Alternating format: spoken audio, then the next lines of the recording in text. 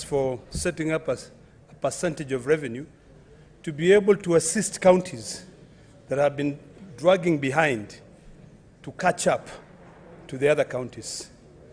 Mr. Speaker, the way this country was developed was along the railway line.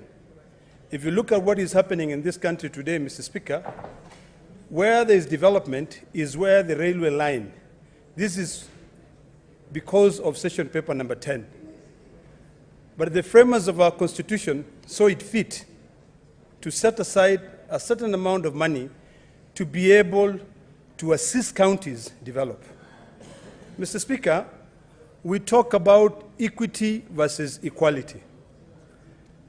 And the framers of this Constitution would like to see a country where equity would be the rule of law. Last year, Mr. Speaker, engaging with the Commission of Revenue Allocation, we were discussing on the parameters to be used. I remember in this House, we were arguing and saying, where is the disparity in this country?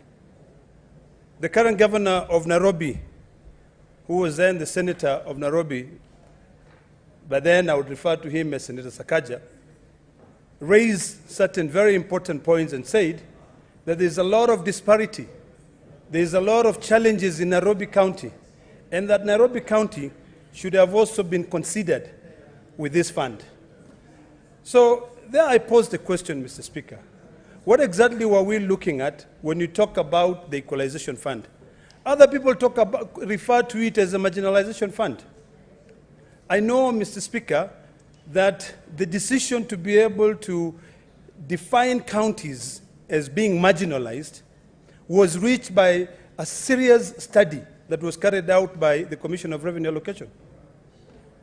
I'm happy that ultimately they decided to narrow down to wards, sub-wards of villages so that they can be able to assist counties at least develop. One of my biggest pet peeves, Mr. Speaker, is that every financial year money is set aside, but that money never reaches the counties. I hope that now, finally, with this Equalization Fund, the monies will be able to reach the counties. One of my other biggest problems, Mr. Speaker, is that there are so many people through the Ministry of Planning who are engaged in contracts. And if you happen to go to counties, Mr. Speaker, you'll be shocked. There are hospitals which were built, but they ended up just being white elephants. Earlier on, when I was in my office, I was listening to the good senator from Mutembei talking about pending bills. And yesterday, we had the cabinet secretary in charge of Treasury discussing about pending bills. And also money that is sent to counties vis-a-vis money that is sent to national government. It is sad, Mr. Speaker, that at this time we are still grappling with the idea of coming up with legislation to be able to ensure that we comply with the Constitution. We have violated the Constitution for so many years.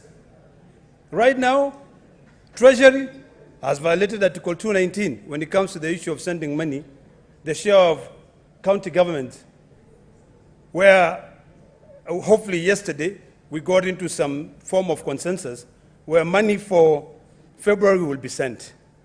Now, Mr. Speaker, my biggest problem is this.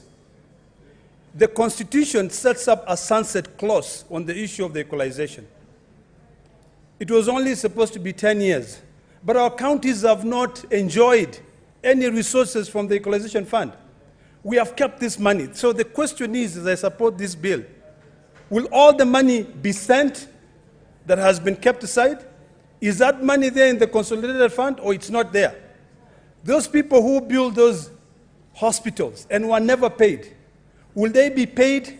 Will those hospitals that were built in some counties, those roads which were paved or maybe graded, so that these counties or villages who are still living in the old ages can be able to slowly catch up with the rest of Kenya?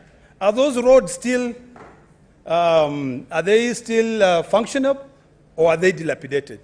Mr. Speaker, sir, I think as a country, is that we need to be asking ourselves and reminding ourselves the concept of a fiduciary responsibility.